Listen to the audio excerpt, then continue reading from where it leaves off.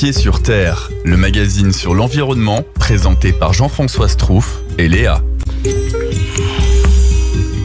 Bonjour Jean-François. Bonjour Léa. Alors, ce matin, nous avons choisi de faire une émission qui se tourne vers le passé pour faire une rétrospective. On dit que l'on apprend beaucoup de l'histoire et du passé. Eh bien, c'est ce qu'on va essayer de voir. Il y a des bonnes et surtout des mauvaises nouvelles pour l'année 2019. Absolument. Alors, pourquoi on l'a fait maintenant et pas il y a une semaine ? Parce qu'il y a une semaine, la crise majeure qui était en train de se dérouler, qui n'a pas fini de se dérouler, c'était l'Australie. Avec, on est plus près maintenant de plus d'1 milliard d'animaux morts à cause des incendies.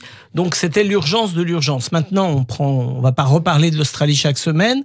On va tenter à la lumière de quelques analyses très sérieuses, très solides d'experts sur le climat, sur la météorologie, on va tenter de faire une petite rétrospective dans les grandes lignes de ce qu'a été 2019. Oui, alors je disais il y a des mauvaises et des bonnes. Je crois que la mauvaise, c'est un peu la COP25, Jean-François. Alors, la COP25, c'est surtout devant une catastrophe climatique et une catastrophe météorologique, l'absence totale de décision, alors qu'à ce moment-là, il eût été stratégique de prendre des décisions sérieuses qui engagent les États et qu'on commence à retrousser les manches. Or, c'est pas ce qui s'est passé.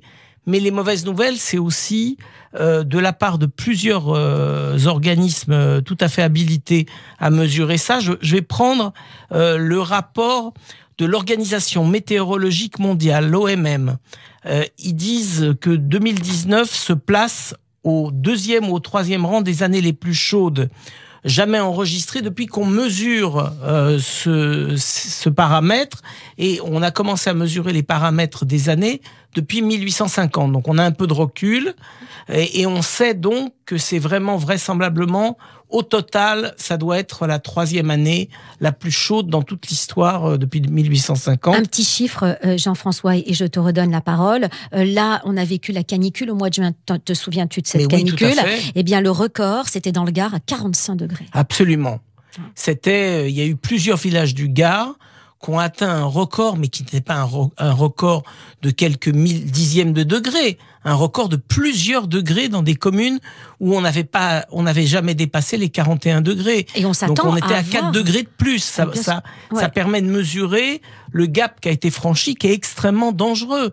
Parce qu'on sait très bien, quand on a parlé de l'Australie, on est arrivé à des chiffres de 49 degrés dans certaines régions d'Australie. C'est complètement délirant. C'est pas un pays tropical, l'Australie. Et le problème, c'est qu'on s'attend à avoir une histoire avec un renouvellement comme cela chaque année de records battus. C'est ça, puisqu'on est sur du dérèglement climatique. Alors le dérèglement climatique, les deux phénomènes principaux qu'on a pu observer en 2019 et même depuis 2016, c'est une augmentation phénoménale de la température et des phénomènes du genre tornades, El Niño, inondations, tsunamis.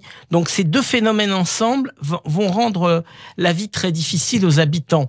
Par exemple, si on prend les nombres de personnes déplacées pour des raisons météorologiques, on est aujourd'hui à 10 millions de personnes déplacées au cours d'un seul semestre, dont 7 à cause de catastrophes climatiques. On peut parler, par exemple, de la banquise qui recule, de la fonte de la calotte glaciaire. Il existe un sol qui s'appelle le pergélisol en français et on connaît mieux la formule anglo-saxonne qui est le permasol. On est sur quelque chose, un sol permanent qui est en train de fondre. C'est-à-dire que là, si on atteint ces chiffres records, on va avoir de plus en plus de déplacements de ces populations, puisque l'absence de la banquise fait reculer ces gens, mais également, si tout commence à fondre, ces gens-là n'ont plus une vie du tout adaptée. On parle des Inuits, on parle des populations du Grand Nord. Ils n'auront plus où aller. Ils vont être des citoyens déclassés, des migrants climatiques, sans aucune culture des pays dans lesquels ils vont arriver. Mais on peut aller même plus loin, parce que là, on parle de ces peuples de l'Arctique, etc. Mais ça va avoir des implications aussi chez nous, puisqu'il y a une montée des eaux, des océans, et on ne sait pas jusqu'où. Le problème, et c'est ce que on voit depuis quelques années, c'est que ce n'est pas une augmentation régulière, c'est une augmentation qui s'accélère. Et par à-coup aussi. Ouais. Et qui a des implications sur les hommes, ça c'est la première gravité. Et la seconde, c'est qu'il y a des espèces marines aussi qui disparaissent. Alors, ce que tu soulevais l'autre jour, fort justement, je me souviens de ta remarque, c'est que effectivement, quand la température de l'eau augmente, il n'y a pas simplement le phénomène de la fonte des glaces, mais il y a le volume qu'occupe l'eau, quand on augmente la température, qui devient plus important. C'est ce qui crée le phénomène d'accélération, puisqu'on est confronté à deux phénomènes concomitants pour des raisons différentes, qui vont faire augmenter le volume des eaux.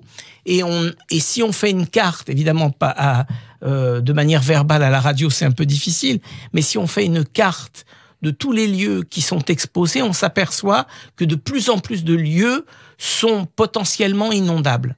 On voit les derniers événements, par exemple, en Israël, avec des inondations absolument phénoménales.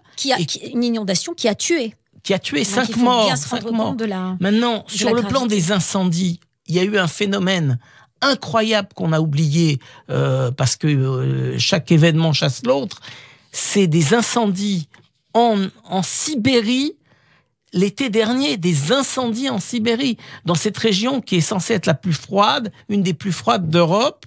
Eh bien, les pompiers qui n'avaient ni le matériel, ni l'habitude, ni la possibilité de confronter à de tels dégâts, ont mis des jours et des jours et des jours avant d'arriver à maîtriser cet incendie qui est vraiment une première dans l'histoire de l'humanité. Il n'y a jamais eu d'incendie en Sibérie. Et comme les mauvaises nouvelles ne viennent pas seules, il y a aussi les émissions de CO2 qui sont liées de toute façon. Tout ce que l'on décrit là maintenant, ce sont des phénomènes liés, les uns entraînant les autres. Et les émissions de CO2, malheureusement, la mauvaise nouvelle, c'est qu'après une hausse de 2% en 2018, eh bien, en 2019, ça ne s'est même pas stabilisé. La hausse a continué d'augmenter. Donc, on a une augmentation de ce CO2 qui a autant d'implications négatives que ce que l'on vient de dire. Alors, il y a malgré tout, des actions drastiques qui sont à mener et dont on a pris la décision. Alors, la problématique, c'est que chaque décision met plusieurs années. Trop de temps. Voilà. Les décisions sont plus lentes que les phénomènes. Alors, le deuxième rapport qui est à part celui de l'Organisation mondiale de la météorologie, c'est le rapport de l'ONU sur la biodiversité. Alors, le chiffre, il est significatif. Plus d'1 million d'espèces sont menacées d'extinction. C'est un rapport qui a été rendu le 7 mai 2019. Et donc, le phénomène de l'Australie a accéléré. On est certainement bien au-delà du million maintenant, sachant qu'il y a 1 milliard d'animaux qui ont disparu dans l'incendie.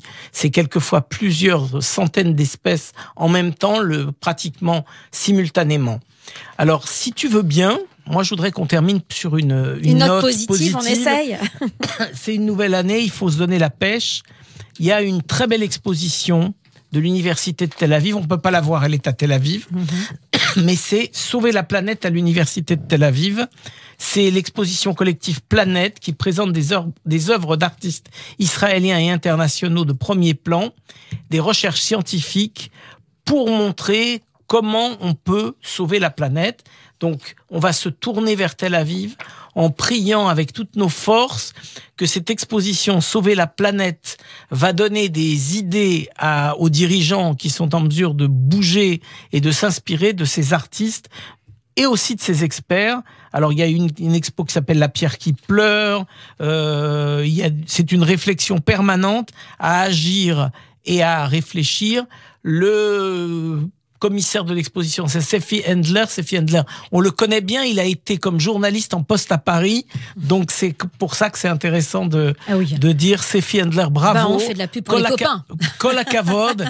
Non, mais c'est une très belle expo, ça vaut la peine. C'est dommage qu'on puisse pas vous montrer les images, mais n'hésitez pas à aller sur le site de l'université de Tel Aviv pour voir cette expo. Merci Jean-François, tous les deux. On se retrouve la semaine prochaine, parce que d'ici là, les problèmes climatiques n'auront pas changé. J'en ai peur. Mais on aura peut-être de bonnes nouvelles à donner. On continuera de toute façon à analyser la situation.